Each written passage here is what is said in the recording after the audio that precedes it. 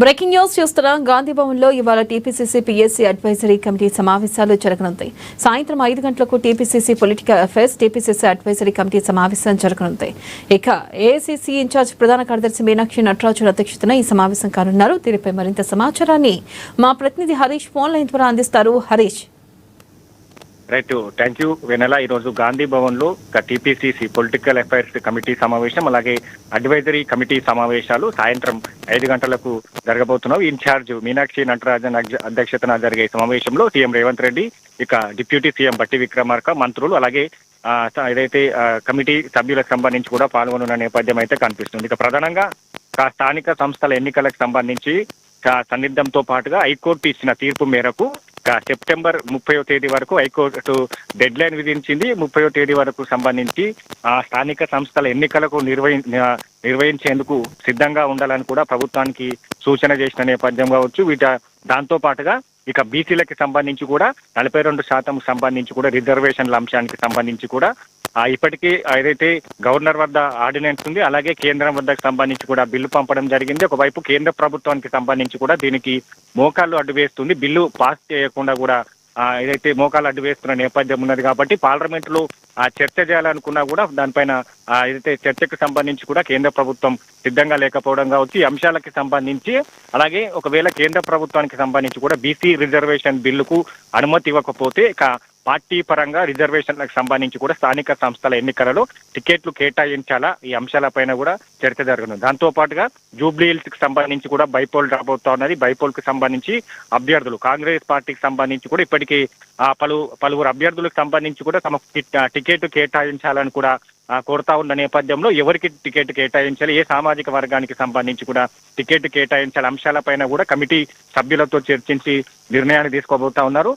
దాంతో పాటుగా పార్టీ సంస్థాగత నిర్మాణంతో పాటుగా గ్రామ స్థాయి నుంచి కూడా డీసీసీల వరకు ఏదైతే ఆ పోస్టులను భర్తీ చేయాలి, కమిటీలకు సంబంధించి కూడా నిర్మాణం చేయాలి. కాబట్టి ఇప్పటికే స్థానిక సంస్థల ఎన్నికలకు వెళ్లేందుకు సిద్ధమవుతున్న నేపథ్యంలో ఆ లోపు గ్రామ స్థాయి నుంచి కూడా జిల్లా స్థాయి వరకు సంబంధించి కూడా పార్టీకి సంబంధించిన నామినేటెడ్ పదవులతో పాటుగా డీసీసీ అధ్యక్షుల పదవులకు సంబంధించి కూడా భర్తీకి ఎప్పటి నుంచి భర్తీ చేయాలి, దీనికి సంబంధించి కూడా ఇప్పటికే అక్కడ ఇన్ఛార్జీలను నియమించింది, ఇన్ఛార్జ్ మంత్రులను నియమించింది. అక్కడ సంబంధించి కూడా పూర్తిగా నివేదికను సిద్ధం చేసింది. దానికి సంబంధించి ఎప్పుడు ప్రకటించాలని పైన కూడా ఈరోజు కమిటీలో చర్చించిన తర్వాత నిర్ణయాన్ని తీసుకోబోతా ఉన్నారు. ఇక దాంతో పాటుగా పార్టీకి సంబంధించి కూడా సంస్థాగత నిర్మాణంతో పాటుగా ఇప్పటికే జనహిత పాదయాత్ర పేరుతో కూడా పిసిసి చీఫ్ మహేష్ కుమార్ గౌడ్ మరోసారి రెండో విడత జనహిత పాదయాత్ర చేయబోతున్నారు. 26వ తేదీకి సంబంధించిన పాదయాత్ర కావచ్చు. ఇక పాదయాత్రకు సంబంధించి కూడా ఇదైతే రూట్ మ్యాప్ తో పాటుగా పాదయాత్రకు సంబంధించి కూడా ఏ నియోజకవర్గాల్లో పూర్తి స్థాయిలో కొనసాగించాలనే పైన కూడా చర్చించనున్న నేపథ్యం ఉంది. ఇక దాంతో పాటుగా ఓటు చోరీ అంశానికి సంబంధించి స్వయంగా అగ్రనేత రాహుల్ గాంధీ కేంద్ర ప్రభుత్వానికి సంబంధించి కూడా ఏదైతే అన్ని కేంద్ర ప్రభుత్వ సంస్థలను నిర్వీర్యం చేస్తా ఉన్నది, ఓటు చోరీకి పాల్పడతా ఉన్నది. దీనికి సంబంధించి కూడా పెద్ద ఎత్తున ప్రచార కార్యక్రమాలు నిర్వహించాలి. దేశ ప్రజలకు సంబంధించి కూడా ఈ ఓటు చోరీ బీజేపీ ప్రభుత్వం పాల్పడుతున్న ఓటు చోరీకి సంబంధించి కూడా వివరించాలి అనే దానిపైన కూడా పూర్తి స్థాయిలో కార్యక్రమాన్ని తీసుకున్నారు.